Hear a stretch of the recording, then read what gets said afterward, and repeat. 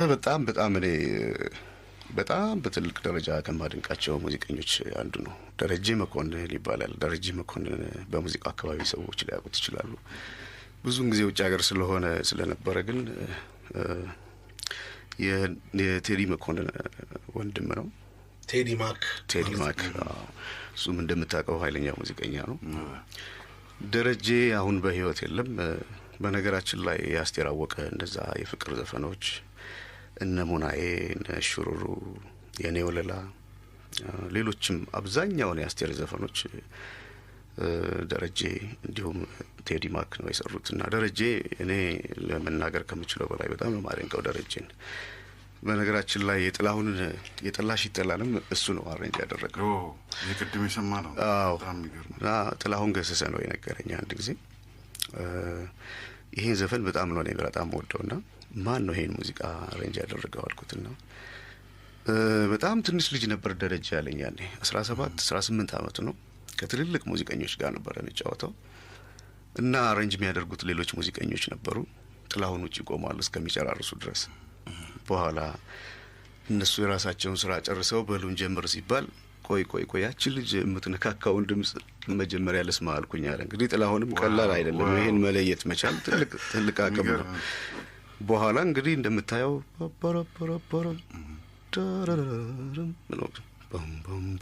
በጣም ጥልቅ ነው። በጣም ጥልቅ ጥላሁንም እንዴት አርጎ ደምቡ እንዴት እንትናለውና ደረጀ ግራሚ አዋርድም የወሰደ ነው ከዚጊ ማሊ ጋር።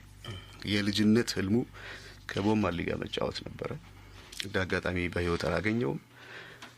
ዳሎል ባንድን መስርተው ዋይልደርን ታውቃለች ቺካጎ ትልቁ የነሱ የስፒሪታቸው ዛፍ ይሄ ሰውዬ ነው እና የናሊ ቢራ ዘፈኖች እና አማሌልን ይሄ ሰውዬ ነው ያቀናበረው። ኤፍሬም በጣም ትልቅ የሆነለት የመጀመሪያ የታወቀበት አልበም ጀማይ ነኝ ራሱ ነው ሁሉን ነገር ትምብሎ የሰራው። ተነግሮ አያልቅም። እንግዲህ ከዚጊ ጋር የወሰደው ግራሚ አዋርድ የወሰደበት ደግሞ ዚጊ የታወቀበት ኮንሽስ ፓርቲና ዋን ብራይት ዴይ ዳሎል ባንድ ነው ብላክ ማይ ስቶሪ በጣም ቢገርም ነውና ይሄ ሰውዬ እኔ በእውነት በህይወት አለመኖሩ አዝናለሁ። አንድ ዝግጅት ላይ ለሱ እንዲሆን አስቤ ነበር። እንዳጋጣሚ ቀደመኝና አንድ 3 ወር 4 ወር ከኔ ጋር ብዙ ጊዜ እንገናኝ ነበር። ያው አብራችሁን ማልሰራችሁም አላዘጋጃችሁም ሞክረን ነበር አብረን ያን ሳይጨርስ ነው በህይወት ሳይኖር የቀረው።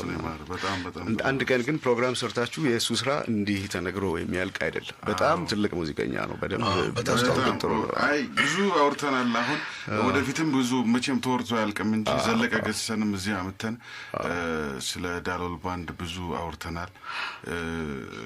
ያው ደረጀ መኮንን እንግዲህ ግራሚ 2 እንዳልከው 2 ከዚጊ ማሊ ጋር ወስዷል። ጊዜ ባንድ ሆኖ ደግሞ 96 ላይ ነው መሰል ጊዜ ባንድ እና ራፋኤል ጋር ሆኖ ቤስት አልበም በሚል አግኝተዋል። እንግዲህ የሱ እጅ የሚያርፍበት ነገር ሙዚቃ መንፈስ ነው። በነገራችን ላይ የተለየ ነውና በዛ ጊዜ የነበሩ ወጣቶች እንደዛ በፍቅር ተቃጠሉባቸው የአስቴር ዘፈኖች የሚገርሙ ስራዎች ጠቅላላ ማለት ይችላል ይሄ ሰውዬ ነውና በደንብ በስራው ለሞ ቢታወቅ ከግራሚው አዋርዱ በላይ ሰው የሰራው ሲታወቅ በጣም ደስ ይላል።